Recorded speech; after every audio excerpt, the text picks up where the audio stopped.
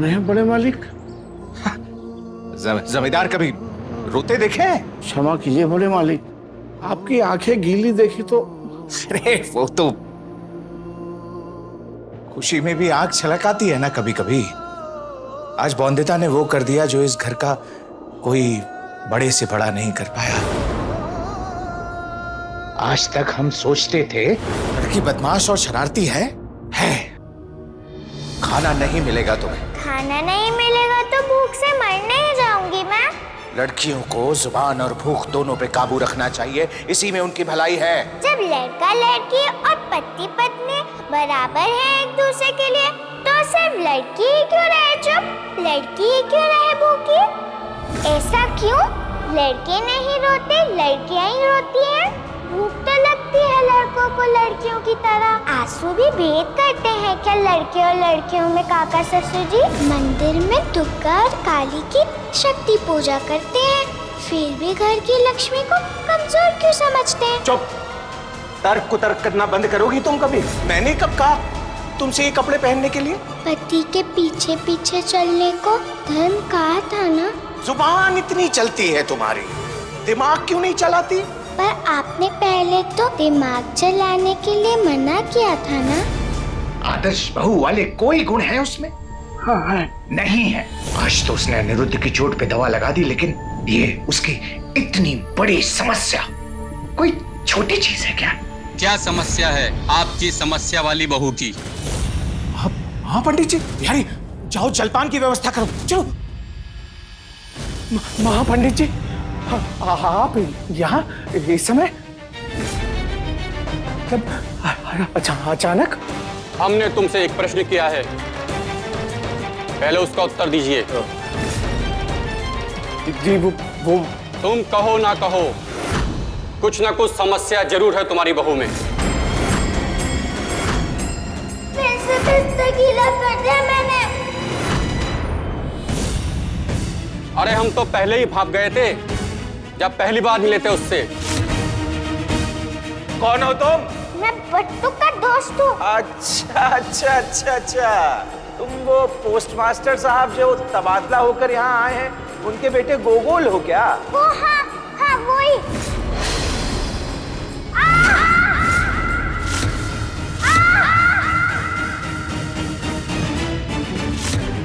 स्त्री पुरुष के बराबर नहीं है पंडित जी। त्रिलोचन बाबू, महापंडित हैं हम। तुलसीपुर की हवा भी पहले मंदिर में आकर घंटियां बजाती है। तुम्हें क्या लगा तुम हमें कुछ नहीं बताओगे? तुम्हें पता नहीं चलेगा? आज सवेरे अपनी पत्नी को लेकर तुम्हारे घर का बेटा अनिरुद्ध दवाखाने क्यों गया था, बताइए। याद रखना त्रिलोचन बाबू, अगर तुम्हारी बहू के अंदर कोई घनघोर समस्या है तो एकादशी महापूजा का सौभाग्य तुमसे छीनकर किसी और को दे देंगे हम। किसी तरह बहू की समस्या महापंडित के सामने आने से रोकनी होगी, वरना इतने सालों से रॉय चौधरीयों का जो मान सम्मान है सब मिट्टी में मिल जाएगा। नहीं महाराज, महाराज ऐसा अनर्थ मत कीजिएगा। आप अंदर आइए प्रभु, अंदर आइए। बहू,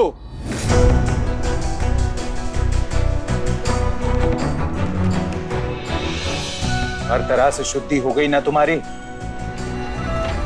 कोयली दीदी ने मुझे खुद तैयार किया अच्छे से, गंगा जल छिड़के हुए शुद्ध वस्त्र पहनने को दिए। ये शरबत का गिलास पूरे आदर सम्मान के साथ अंदर ले जाके महापंडित जी को दे देना। और याद है ना, पूजा पाठ के काम में कोई भी गलती बर्दाश्त नहीं है हमें। शायद वो पूछेंगे कि डॉक्टर के पास क्यों गई थी। चुप, कोई जवाब देने की जरूरत नहीं है, बस चुपचाप खड़े रहना। और हाँ, वो अपना बिस्तर गीला करने की समस्या है ना, उसके बारे में एक शब्द भी नहीं निकालना मुझसे, समझी? बहू, आज हमारी इज्जत तुम्हारे हाथों में है।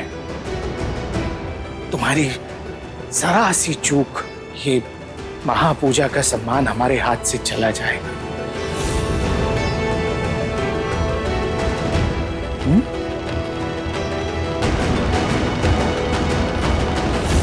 बताओ।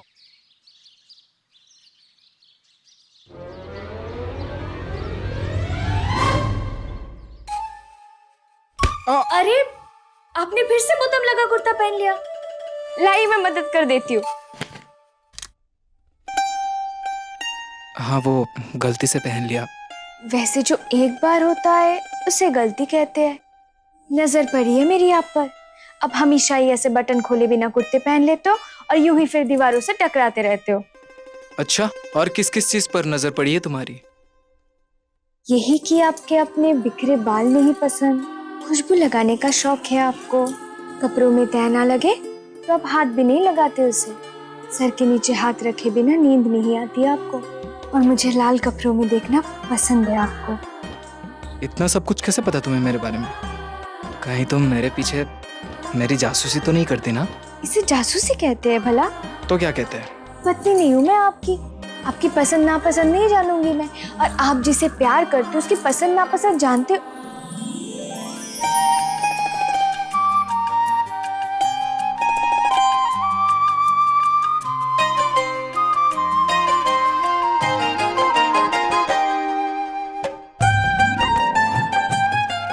संपूर्णा, क्या कहा तुमने? फिर से कहोगी? वो संपूर्णा, जोर से बोलो ना, मुझे सुनाई नहीं दिया। जिसे आप प्यार करते हैं। संपूर्णा, इसे जोर से बोलना कहते हैं। संपूर्णा, जोर से कहो ना संपूर्णा। ऐसी बातें जोर से नहीं कही तो सुनाई नहीं पड़ती है क्या?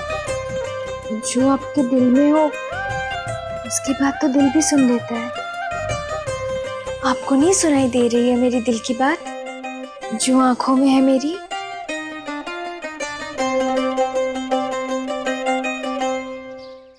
महापंडित जी तुम्हारी शुद्धता का परिमाण करने आ रहे हैं, समझ गई ना बहू? उनके सामने कोई गलती मत करना।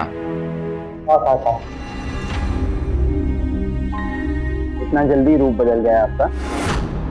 पहले तो आप बोनिता को अशुद्ध है कहकर रसोई तक नहीं जाने देते थे। शुद्ध करो, अरे घर का कोना कोना शुद्ध करो। ये लड़की जहां जहां गई है सब शुद्ध करो।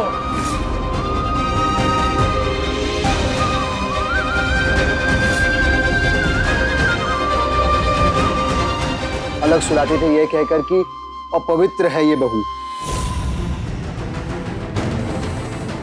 अब एक अशुद्ध और अपवित्र बहू के हाथों से महापंडित जी को शरबत देना सही होगा आपके लिए?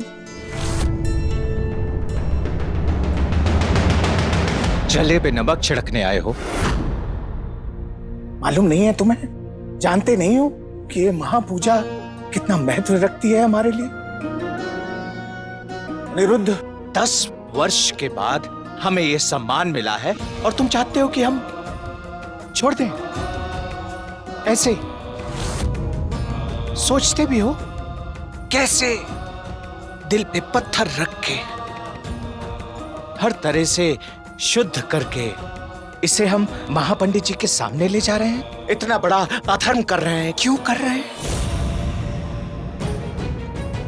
किसकी वजह से कर रहे हैं? तुम्हारी वजह से कर रहे हैं। और तुमसे कुछ नहीं कह सकते, ना ही तुम समझ सकते हो कि कितने दिन तक कड़ा उपवास करना पड़ेगा हमें इस पाप के प्रायश्चित के लिए।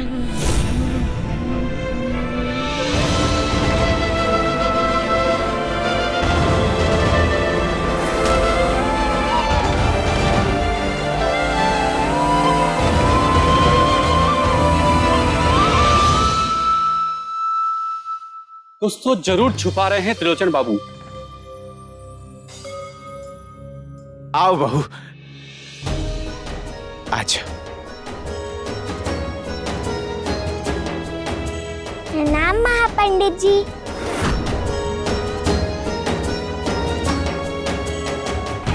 राम, बताओ। आप यहाँ आने में थक गए होंगे, कृपया करके शरबत पी लीजिए। नहीं, हमारा निर्जला उपवास है। बताया नहीं तुम्हारे काका ससुर ने? अन्य तो दूर की बात है, सुबह से पानी का एक बूंद तक नहीं पिया है मैंने। ये बहू के कुतर्कों और अनिरुद्ध के डॉक्टर वाले पखेड़े में मैं भी भूल ही गया था। अन्न का एक दाना भी नहीं खाया। मुझे तो खाने की खुशबू से ही भूख लग जाती है। और रसगुल्ला? तुम नहीं समझोगी अभी। ऐसे कठोर तपस्या से हमारे ज्ञान नेत्र और ज्यादा शक्तिशाली हो जाते हैं। पर मेरी माँ कहती है भूखे रहने से आँखों की शक्ति कमजोर हो जाती है। बहू, तुम्हारी माँ ज्यादा ज्ञानी है या महापंडित जी है? बहू में कोई समस्या नहीं है। बहू जाओ। रुको। रुको।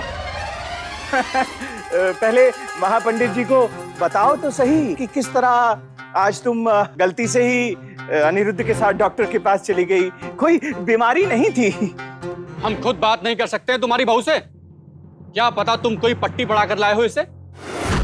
महापंडित हैं हम, मुंह से सच निकलवाना अच्छे से जानते हैं हम। बताओ, पूरे संसार में सबसे प्यारा कौन है तुम्हें? मेरी माँ। कितना प्यार करती हो अपनी माँ से? बहुत बहुत बहुत सारा। तो तुम्हें अपनी माँ की कसम है बहू, सच सच बताना कि तुम क्यों गई थी अंग्रेजी डॉक्टर के पास? परेशानी क्या है? बिस्तर गीला कर देती है। वो पूछेंगे कि डॉक्टर के पास क्यों गई थी। कोई जवाब देने की जरूरत नहीं है, बस चुपचाप खड़ी रहना। हमारी इज्जत तुम्हारे हाथों में है। तुम्हारी जरा सी चूक, ये महापूजा का सम्मान हमारे हाथ से चला जाएगा।